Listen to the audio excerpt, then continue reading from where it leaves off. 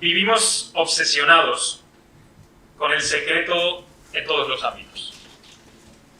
Basta con que busques por internet un poco o que te cuelen 3 o 4 anuncios para que te des cuenta de que absolutamente todo el mundo te quiere ofrecer el secreto de una cosa o de otra.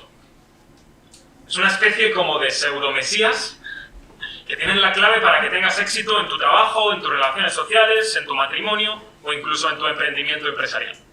Y todos lo tienen, vaya, menos tú. Lo cierto es que creo que el secreto de estas personas que te cuentan cuál es el secreto es que te hacen creer que hay un secreto que solo ellos conocen y que por supuesto te lo van a compartir por un módico precio.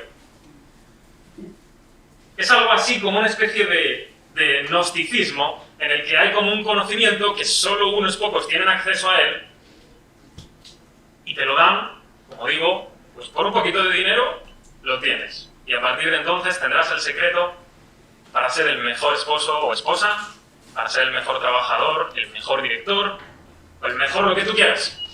Pon lo que quieras y lo tienes. Dicho esto, yo sé que no es muy inteligente ni tampoco de experto en marketing, por eso nunca estudié eso, traeros hoy una predicación que se llama El secreto de la vida cristiana, ¿verdad? Después de esta introducción es como golpearme a mí mismo y tirar piedras a mi tejado. Pero bueno, estoy tranquilo porque sé que lo que vengo a hablaros hoy no es una cosa que yo me haya inventado, pues anoche me desperté en la noche y dije, oye, pues se me ha ocurrido hablar de esto. No, sino que es algo que está en la Escritura, que lo hemos leído ya y que Jesús, pues, lo enseñó directamente. Así que hoy, y probablemente sea bastante ambicioso en el buen sentido de la palabra, quisiera que dejáramos de buscar el secreto de cómo triunfar o el secreto para tener éxito en todas estas cosas que acabamos de decir, ¿verdad? Y que nos centremos en lo importante, que nos centremos en aquello que realmente va a dar sentido a toda nuestra existencia, realmente, literalmente. Es decir, ¿cuál es el secreto de la vida cristiana? Y os adelanto ya cuál va a ser la aplicación, porque yo soy así, porque a veces me apetece dar la aplicación al principio y no al final. Entonces, la aplicación de hoy es que el secreto de la vida cristiana está en vivir en lo secreto, como hemos leído en el texto de hoy. Así que vamos a ir pasando por aquí, a ver si funciona esto. Perfecto, aquí lo tenéis. Hoy os voy a compartir 3 secretos de la vida cristiana. El primer secreto, como lo veis en pantalla, es servir al prójimo. El texto nos comienza enseñando a través del servicio al prójimo. Concretamente, Jesús está hablando de la limosna, que es una manera, entre muchas otras, por supuesto, de servir al prójimo. Y Jesús nos enseña cómo se puede hacer esto mal y cómo se debe hacer bien, claro. El que lo hace mal es el que, aun sirviendo de una manera buena, como por ejemplo dar una limosna, lo hace con un corazón que está centrado en sí mismo y quiere la atención, quiere el reconocimiento, quiere los aplausos. Bueno, básicamente quiere que le vean como da limosna. Entonces no es una limosna.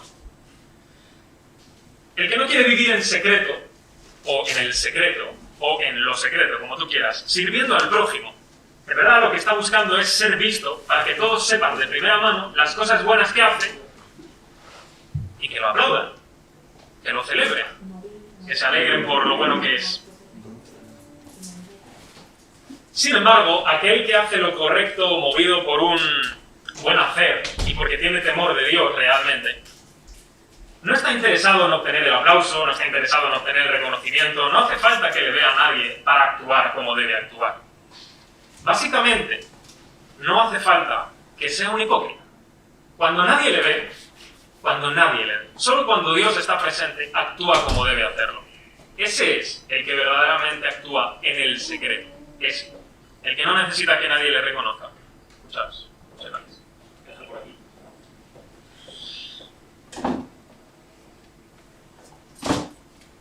Piénsalo. ¿Quién es la persona?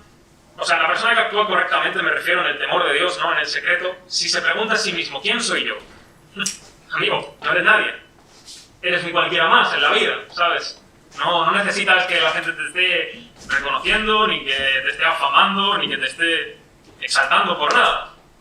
Simplemente hace lo que debe, lo que tiene que hacer delante de Dios.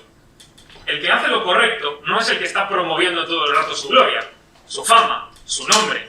Porque las felicitaciones que otros hombres le pueden dar a él por lo que acaba de hacer no son nada para él, no son demasiada cosa, ¿no? Sino que simplemente espera la recompensa, sea cual sea. Por cierto, el texto no dice cómo recompensa a Dios, dice, te recompensará. Espera la recompensa, sea cual sea, de parte de Dios y no de los hombres. La verdad es que somos bastante tontos esperando recompensas, porque nos conformamos con unas recompensas que, de verdad, es que son estúpidas. O sea, este hombre que está haciendo una limosna, su recompensa es que otro le diga, qué bueno eres. Madre mía, pues para eso, ¿verdad? Esa es su recompensa. Y sí, yo sé que estamos hablando ahora aquí en estos primeros versículos de un ejemplo tan concreto, ¿no? De dar limosna, muy bien, pues todos hemos dado limosna quizás alguna vez, pero yo lo que quiero hacer es rescatar un poco el principio general que hay en esta enseñanza de Jesús y que lo podamos aplicar a cualquier cosa de nuestra vida. No solo que nos quedemos con la enseñanza de la limosna y ya está. Está muy bien, por cierto, y es muy cristiano. Hermanos, amigos, todos los días, y me atrevo a decirlo, absolutamente todos los días, y lo digo con una rotundidad que no me quita nadie, solo me la puede quitar Dios si estoy engañado, tenemos ocasión de servir a nuestro prójimo. Todos los días. Hoy también. Cada día de nuestra existencia tenemos a nuestro lado a un marido o a una mujer. Tenemos a un novio o a una novia. Tenemos a nuestros amigos. Tenemos a nuestros compañeros de trabajo. Tenemos a nuestros clientes. Tenemos a las personas a las que atendemos en nuestro trabajo. Tenemos a aquellos que nos encontramos por la calle y a los trabajadores a los que nos dirigimos todos los días para comprar algo o para que nos den un servicio. Todos los días tienes una oportunidad para servir, por lo menos, a un prójimo. Todos los días. De hecho, la única manera en que no podrías servir a tu prójimo todos los días es que viviéramos en la Edad Media y que fueses un ermitaño. Pero ni lo uno ni lo otro. Creo que no hay ningún monje aquí. Creo que no es la Edad Media, a no ser que yo venga del pasado. Así que creo que todos los días tenemos oportunidad de servir al prójimo. Cada día, básicamente, tienes una nueva oportunidad de hacer tu justicia para otro, de que tú seas justo con otra persona. Y esta justicia puede ser en un sentido extraordinario. A lo mejor tú eres juez o abogado, yo qué sé, y puedes hacer la justicia en una cosa súper extraordinaria en la vida, vaya. Pero también puede ser que sea algo minúsculo. Quizás el cajero del Mercadona te ha devuelto 20 céntimos de más. Y tú que eres muy pillo dices, mira Dios cómo me provee. No, amigo, el cajero se ha equivocado. Devuelve los 20 céntimos. Eso es hacer justicia a los otros también. Eso también es justicia. Jesús está interesado en que nosotros seamos justos en toda nuestra manera de vivir. En toda.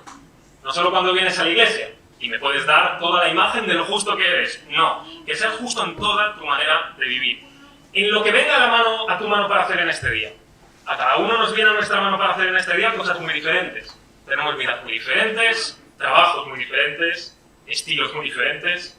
Así que hoy, seguramente, venga a tu mano el hacer algo para alguien en el que tú puedas mostrar tu justicia y en el que no hace falta que vayas publicando por Instagram después.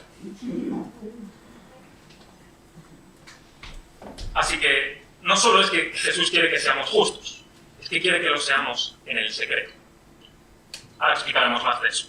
Mirad, es posible que muchos de nosotros nunca vayamos a ser reconocidos, nunca vayamos a ser grandes. Puede que toda nuestra vida consista en ser padres, esposos, amigos y trabajadores.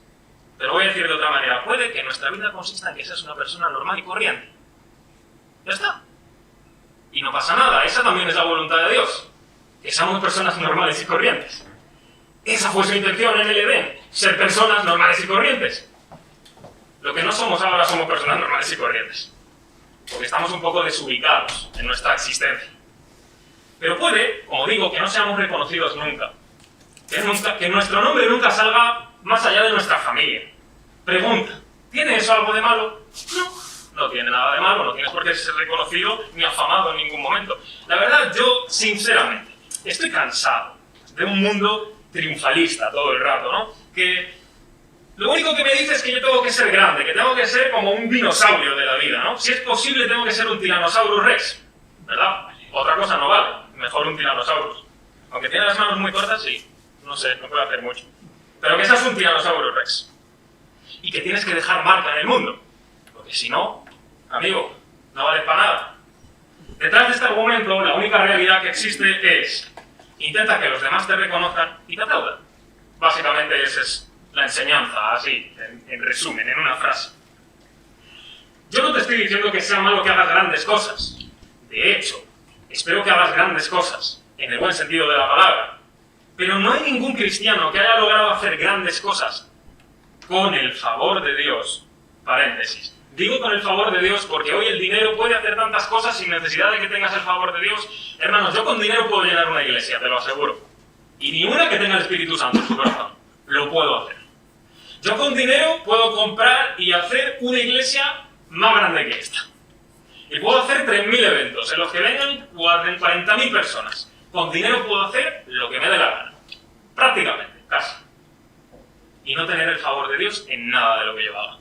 Entonces, ningún cristiano ha hecho grandes cosas con el favor de Dios, como digo, sin antes ser un desconocido, un cualquiera, pero que era fiel a Dios.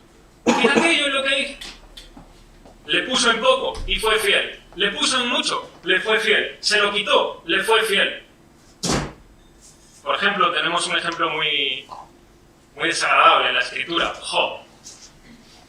Es verdad que al final del libro el pobre ya estaba cansado, pero es que vaya amigos, también te lo digo. Vaya amigos. ¿Quién quiere tener amigos así? Pero fue fiel a Dios cuando tenía y cuando no tenía. Y fue fiel. Y esa es la cosa. Esa es la cosa. El Señor Jesús ya lo enseñó. El que es fiel en lo poco, también lo es en lo mucho. Mi pregunta es, o más bien, lo recalco para que se quede la frase bien grabada en el corazón. Lo que Dios quiere es que seamos personas normales, corrientes, que viven sus vidas normales y corrientes, pero que son fieles, cuando no los ve nadie. Cuando tienen oportunidad de hacer justicia sin necesidad de publicarla en Facebook, en Instagram, en Twitter y en no sé cuántas redes sociales más que existen, para que vean lo buen cristiano que tú eres. ¿Dónde están los hombres y las mujeres, los hijos de Dios, cristianos de verdad, que quieren hacer su justicia en el secreto? ¿Dónde están los teleoperadores, los profesores, los abogados, los médicos, los electricistas, los agentes inmobiliarios, los basureros, los mecánicos, etcétera, etcétera, que simplemente cada día quieren honrar a Dios en sus vidas, en el secreto, sin necesidad de que nadie tenga que estar viendo cuántas cosas buenas hacen?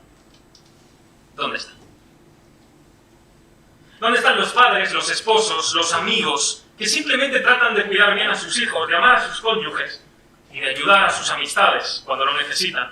¿Dónde están todos aquellos que en el secreto, cuando nadie los ve, hacen las cosas porque para ellos es más importante la recompensa de Dios? Esto es lo que Dios quiere, que sirvas a tu prójimo. Y que le sirvas no solo cuando vienes a la iglesia y el hermano dice, hermanos, ¿tienes necesidad? No, que tú en tu trabajo también sirvas a tu prójimo, amigo, hermano, que lo hagas, que tienes oportunidad. Que hoy cuando salgas de aquí, yo que sé con quién te vas a encontrar, que hagas tu justicia. Que no hace falta que nadie te tenga que estar mirando. Que no hace falta que tengas que ir publicando tu bondad. Así que ese es el primer secreto. Sirve a tu prójimo en el secreto. Segundo secreto, el que más me gusta, hablar con Dios. Nuestro texto continúa con el fragmento más conocido por cristianos e incrédulos a más no poder, el Padre Nuestro. Jesús nos enseña a orar a través del Padre Nuestro. Luego dijo, no uséis vanas repeticiones, y convertimos el Padre Nuestro en una vana repetición. Espectacular también eso, ¿eh? Y aunque hoy no va a ser el día en el que vamos a meditar en todo lo que enseña Jesús en el Padre Nuestro, o profundamente, sí quiero decir algo al respecto de lo que enseña Jesús de la oración. Todos, si no casi todos, deberíamos avergonzarnos por nuestra falta de conversación con Dios. A lo largo de toda nuestra vida, de hecho, no solo de aquí a 2 días que se nos olvida un poquito, no, a lo largo de toda nuestra vida. Sí, hablamos con Dios, claro, no vamos a decir lo contrario, y me creo que hablas con Dios, me lo creo. Claro que sí, yo no puedo dudar de mis hermanos cristianos de que hablan con Dios, si ese no es el problema, si esa no es la cosa que vengo aquí a hacer énfasis, ¿no? Lo que vengo a decir es que pocas de nuestras conversaciones con Dios son verdaderamente acordes a lo que Él quiere que le digamos o que hablemos con Él.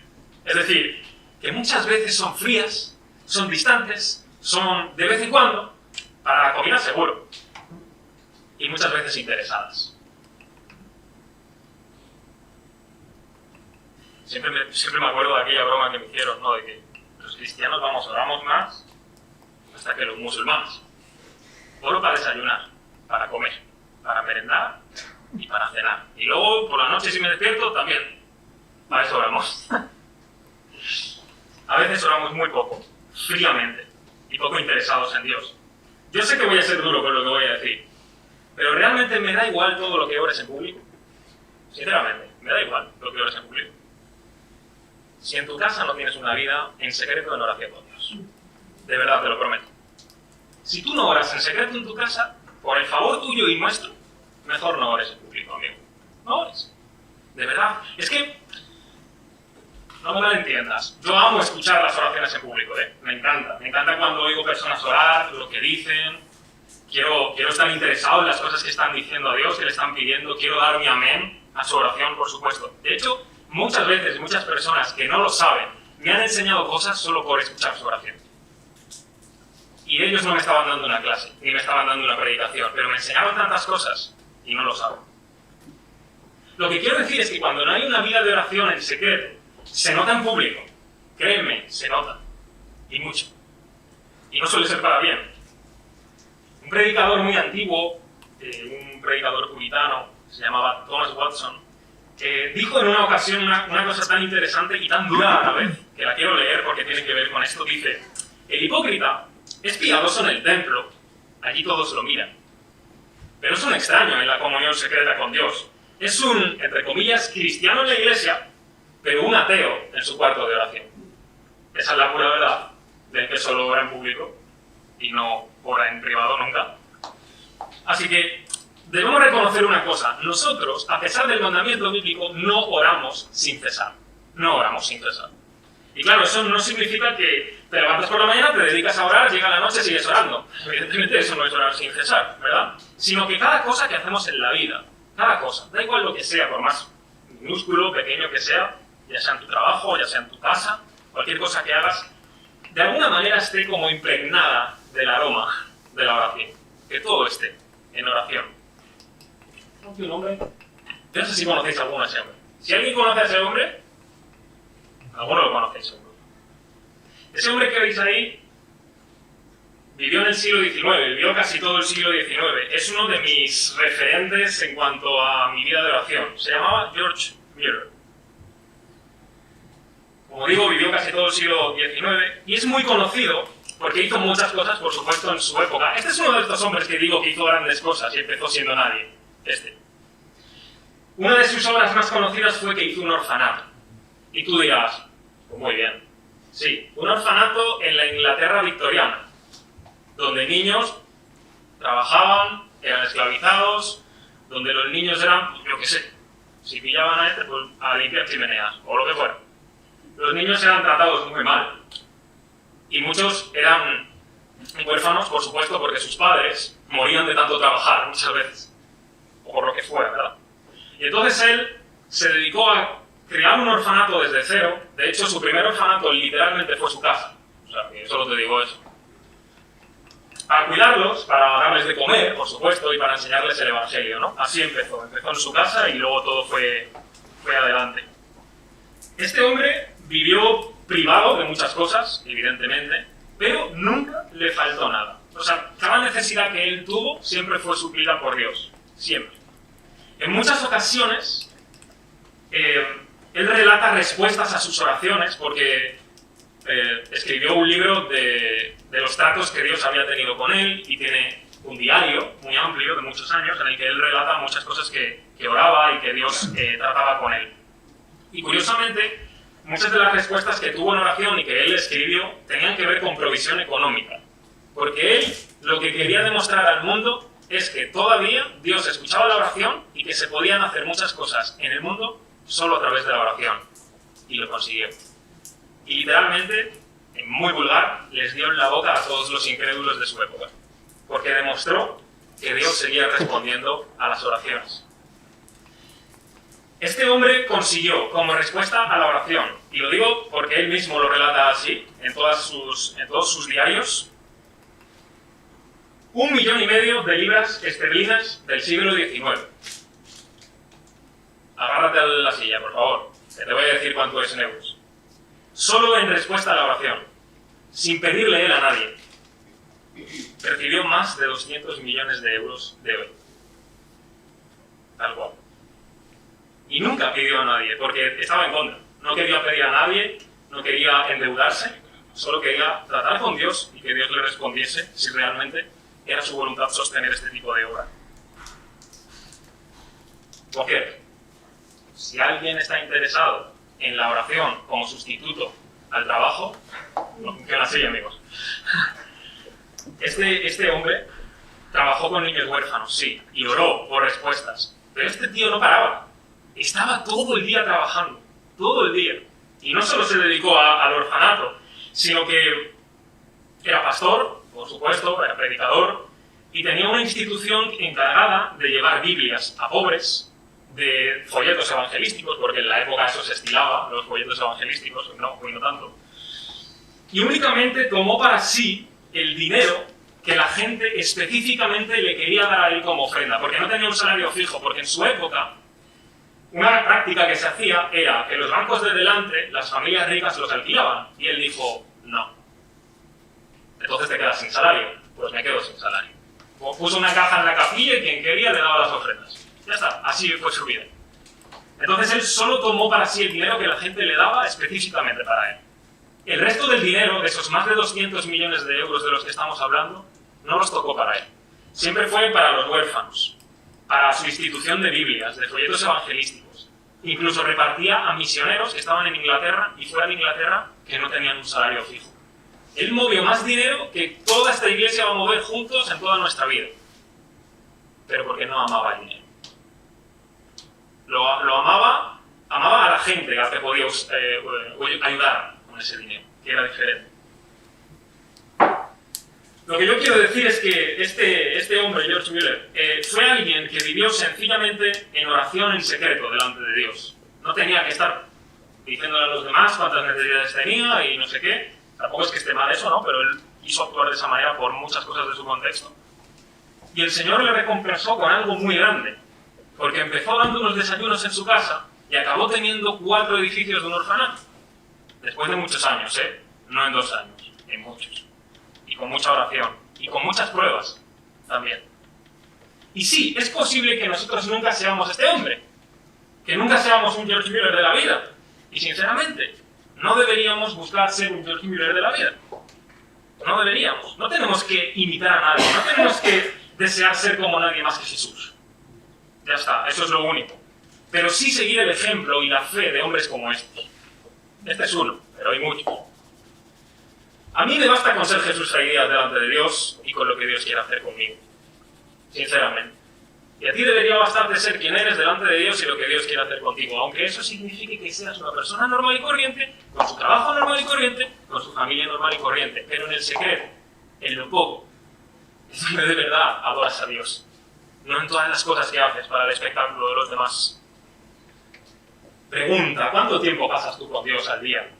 En tu día. Yo no te estoy preguntando que cuánto tiempo pasas haciendo un devocional, sino que cuánto pasas en oración con Dios.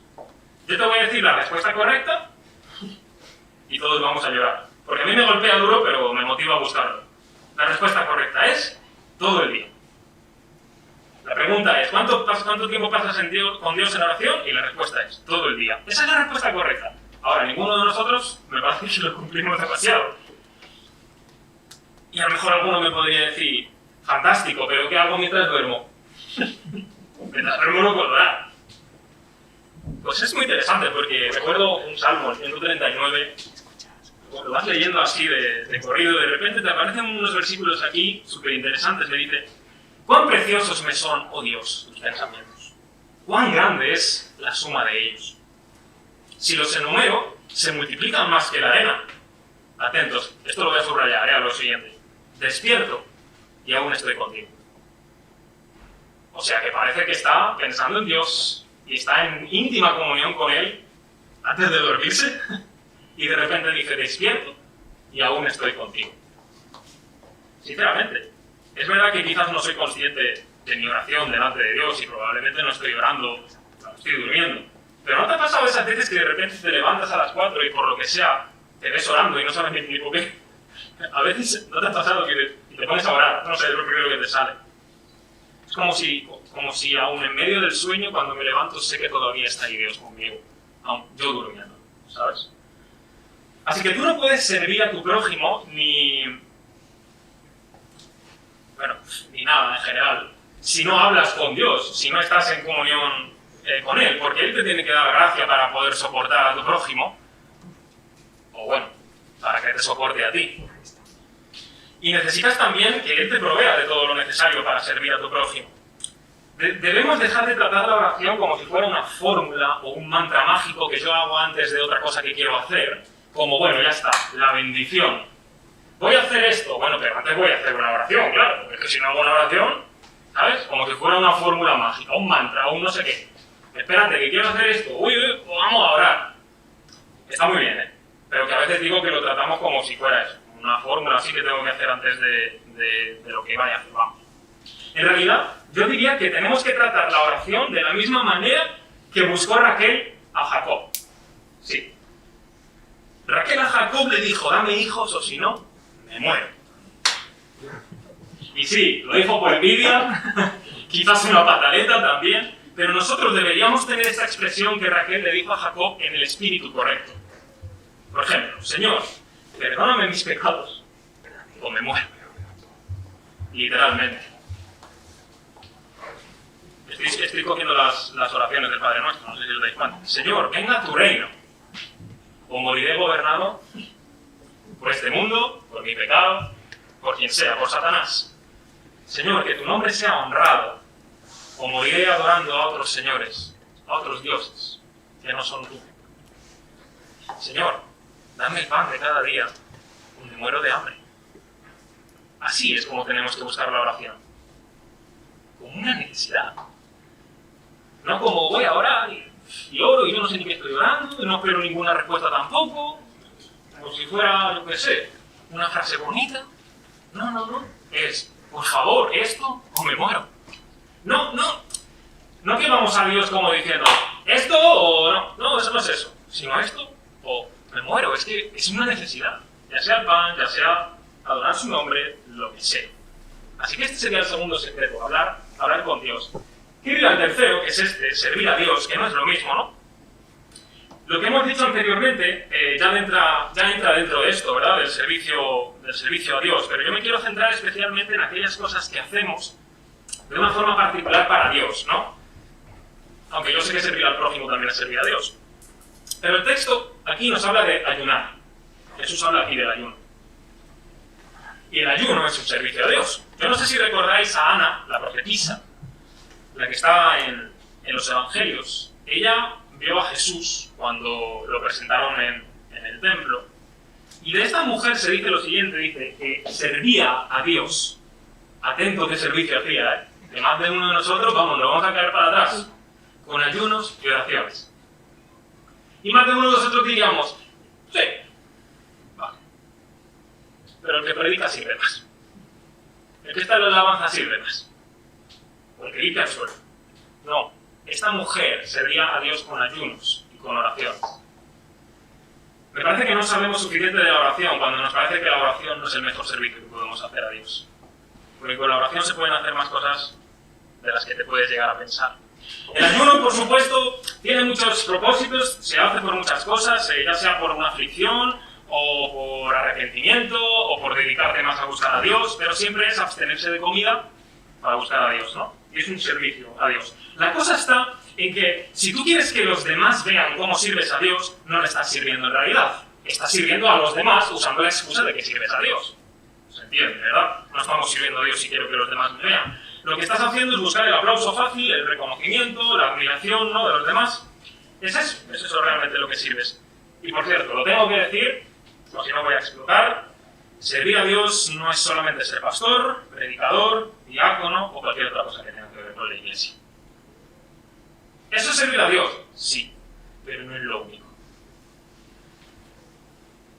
A mí siempre me encantó una ilustración que siempre se ha acuñado a Martín Lutero. La verdad es que no sé si es de Martín Lutero, pero sea de él o sea de otro, pues ole por él, yo me quito el sombrero que no tengo. Él dijo una vez, la criada que barre la cocina hace la voluntad de Dios del mismo modo que lo hace el monje que ora. Vaya crítica, ¿eh? Dice, no porque puede estar cantando un himno mientras barre, dice, sino porque a Dios le gusta el suelo limpio. ¡Buah! Toma ya, ¿eh? Te ha dejado loco. Y luego dice, el zapatero cristiano cumple su deber cristiano no al poner una pequeña cruz en cada zapato, sino al hacer buenos zapatos, porque a Dios le gusta el trabajo bien hecho. Eso se nos olvida. Está muy bien, claro, y si has sido llamado a ser pastor, o ser predicador, o ser misionero, o ser lo que tú quieras, un diácono, me da igual, o en el grupo de alabanza, pues está muy bien. Me alegro por ti, me encanta, me bendices. Pero si tú resulta que no has sido llamado a ser nada de eso, y resulta que has sido llamado a ser, yo qué sé, cocinero, pues cocina bien. O si tienes un restaurante, pues no robes dinero a la gente dándole cosas que no son lo que son. No me digas que esta carne es y es la otra. Pues ese tipo de cosas, eso también es servir a Dios. Eso también es servir a Dios. Tenemos que empezar a ver en nuestra vida que todo es servicio a Dios realmente, ¿no? ¿O qué te crees que significa 1 Corintios 10:31, que es uno de mis textos favoritos? Si pues coméis o bebéis o hacéis otra cosa, hacedlo todo para la gloria de Dios. Me encanta ese texto, ¿sabes por qué? Porque pone dos cosas que son, pues, muy simples. Comer o beber. O cualquier otra cosa, dice. O sea, que entra de todo ahí, realmente. Pero pone cosas muy simples, cosas muy sencillas. ¿A mí de qué me sirve que vengas el domingo a enseñarme de la integridad si resulta que en tu trabajo has engañado a un cliente para vender? ¿A mí de qué me sirve que te pongas aquí el domingo y me digas, pues tenemos que ser muy íntegros, pues porque a Dios le gusta la integridad, y resulta que hace 2 días le has dicho a un cliente, mira, esto vale tal, y no vale tal, vale menos? Pues no estás siendo íntegro. A mí lo que me importa es que en el secreto, donde nadie te ve, tú seas íntegro. Porque a mí me puedes engañar. Y yo puedo decir, excelente, qué hombre de Dios, ¿cómo me habla de la integridad? Sí, la recompensa la tienes de mí, un aplauso, una palmadita, pedazo de recompensa, pero no tienes recompensa de tu Padre que está en los cielos. Sirve a Dios y hazlo en todo lugar y en toda circunstancia. De alguna manera se os ayuda a contemplar como cada momento de vuestra vida como si fuera un culto. De alguna manera, como si fuera un culto. Y adora a Dios con las palabras que tú dices, con los gestos que haces, con las intenciones, con las motivaciones de tu corazón que nadie ve. Y bueno, en fin, con tu corazón entero, porque de ahí sale todo, ¿verdad? ¿A mí de qué me sirve que vengas el domingo a enseñarme de amar al prójimo y te has tirado toda la semana tratando mal a tu mujer? Pues no me sirve, sinceramente. Me engañarás a mí, te daré tu aplauso, tu palmadita, pero no tienes recompensa de tu Padre que está en los cielos. ¿A mí de qué me sirve que vengas a enseñarme un día en la escuela dominical sobre la pureza sexual y resulta que anoche estuviste viendo pornografía antes del culto? Pues el aplauso, la palmadita, pero no tienes recompensa de tu Padre que está en los cielos. Sirve a Dios cuando no te ve nadie, sinceramente, esa es la cosa. Que sirvas a Dios cuando no te ve nadie. Y entonces le servirás en público solo por quién es Él, y no por lo que te pueden dar, por lo que te pueden reconocer, por lo que tú puedes ganar, ¿no? Quiero compartir con vosotros una frase de una persona que, bueno, cualquiera por aquí. Mira lo que dice. Cuida tu vida secreta, que no te dé vergüenza leerla en el último gran día. Pues eso. Que cuides tu vida secreta, que no te dé vergüenza leerla en el último gran día.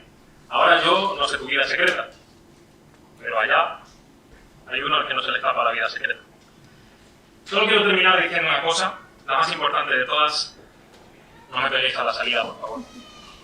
Todos somos hipócritas. Y yo el primero, que estoy aquí delante de vosotros. Todos somos hipócritas en mayor o en menor medida. En mayor o en menor grado. Absolutamente todos. Este texto, cuando lo leemos, decimos, uff, qué bien. Si yo no soy hipócrita. No. Quizás tú eres un fariseo, pero eres un hipócrita. Ninguno de nosotros puede decir aquí, sirvo perfectamente a mi prójimo. Todos los días. Todos los días sirvo a mi prójimo perfectamente. Y paso tiempo con Dios y nunca falto. Estoy en oración todos los días, a todas horas. Y sirvo al Señor en todo. En todo lo tengo presente, en todo soy íntegro, en todo soy recto, en nada tengo un pecado que pueda decirme nadie. Todo esto encima, si le añades, lo hago en secreto. No busco la recompensa de nadie. No quiero ser aplaudido. No. No hay nadie aquí que pueda decir eso. Nadie. Bueno, sí, hay alguien aquí que lo puede decir. El Espíritu. Ese sí lo puede decir. Pero no hay nadie aquí que lo pueda decir de nosotros. Solo Jesús pudo hacer eso verdaderamente. Solamente Él. Solamente el Señor Jesús ha vivido la vida cristiana, literalmente, en el secreto. En la intimidad, cuando nadie lo veía. El secreto de la vida cristiana es Él, en primer lugar. Es Jesús. Fijaos cuántas cosas hizo Él en público. ¿Cuántas? Y sin embargo no quería que se dijera mucho en público, porque le limitaba muchas veces en su ministerio. La gente empezaba a saber y ya no podía entrar. No quería que se estuviera sabiendo. De hecho, en muchas ocasiones, cuando sanó a alguien, le dijo, ve al templo a los sacerdotes y le dices lo que ha pasado, para testimonio a ellos, que Dios te ha sanado. Él vivió en el secreto verdaderamente, sirvió cada día a su prójimo en secreto, oró a Dios cada día en secreto y sirvió a su Padre cada día en secreto. Vivir en el secreto no quiere decir que todo lo hagas a escondidas, no, quiere decir que no buscas la fama y la gloria para tu propio nombre, sino para el de Jesús. Eso significa vivir en el secreto. No que estés todo el rato a escondidas como si fuera algo malo, no. Que no vayas publicando, pero eso es posible. Pero puedes hacer muchas cosas en público y no pasa nada y tener una actitud correcta. De hecho, en la iglesia se hacen muchas cosas en público. Puedes tener una actitud correcta. Esa fue la obra de la cruz. Salvar a hipócritas como nosotros. Que no somos capaces de servir a los demás. Que no somos capaces de servir a Dios. Que no buscamos a Dios verdaderamente cada día. Esa fue la obra de la cruz. El justo. El inocente. El no hipócrita. Muriendo por hipócritas. Literalmente es eso. Así que cuando vivimos en el secreto, vivimos cuando nadie nos ve, lo que nuestra vida realmente está diciendo es, Señor, la recompensa que este mundo me puede dar no tiene valor para mí. Solamente espero tu recompensa, sea la que sea, para que tu nombre, y no el mío, sea reconocido para siempre. Eso es lo que está diciendo nuestra vida. Termino con la aplicación que os dije al principio, después de todo lo que he dicho, a ver si ahora se entiende mejor. El secreto de la vida cristiana es vivir en el secreto. Eso es.